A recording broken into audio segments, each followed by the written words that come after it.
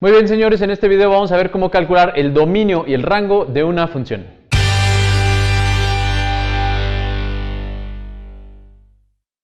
Bien, dada una función f de x, para calcular el dominio de la función, yo tengo que determinar o tengo que encontrar cuáles son todos los posibles elementos que pueden entrar a esta función.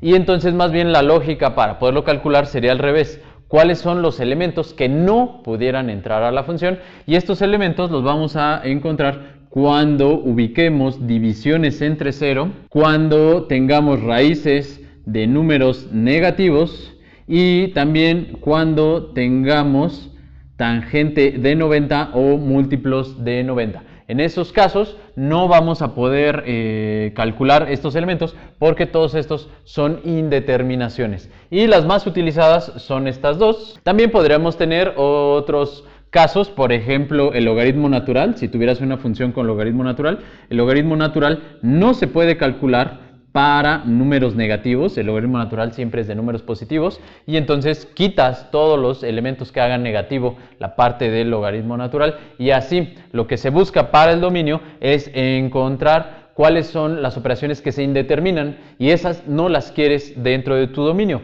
Todo lo demás, todo lo que sí es válido, pues ese sería el resultado o eso sería el dominio de la función. Para el caso del rango de la función, nosotros tendríamos que calcular la función inversa. La función inversa la vamos a escribir como f a la menos 1 de x. Y para calcular la función inversa es bien fácil. F de x lo transformas en x, o sea, en vez de poner una f de x la pones en x, y todas las x que tenga la función las pones como y. Por ejemplo, si yo tuviera f de x igual a 3x menos 1, para calcular la inversa de la función, yo pongo x es igual a 3y menos 1. Esto se convierte en x, las x en y, y ahora lo que hay que hacer es despejar a la y. El 1 pasa sumando, x más 1 es igual a 3y, y el 3 pasa dividiendo. O sea que y es igual a x más 1 sobre 3. Esto de aquí es la función inversa de f de x.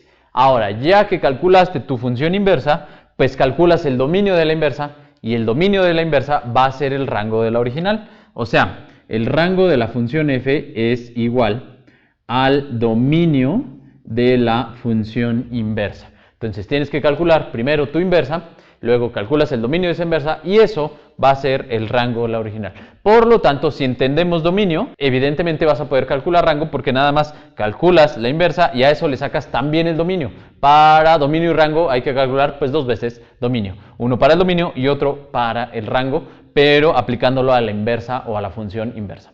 Vamos a hacer algunos ejemplos para que se entienda todo esto que acabamos de explicar. Bye, cuídense.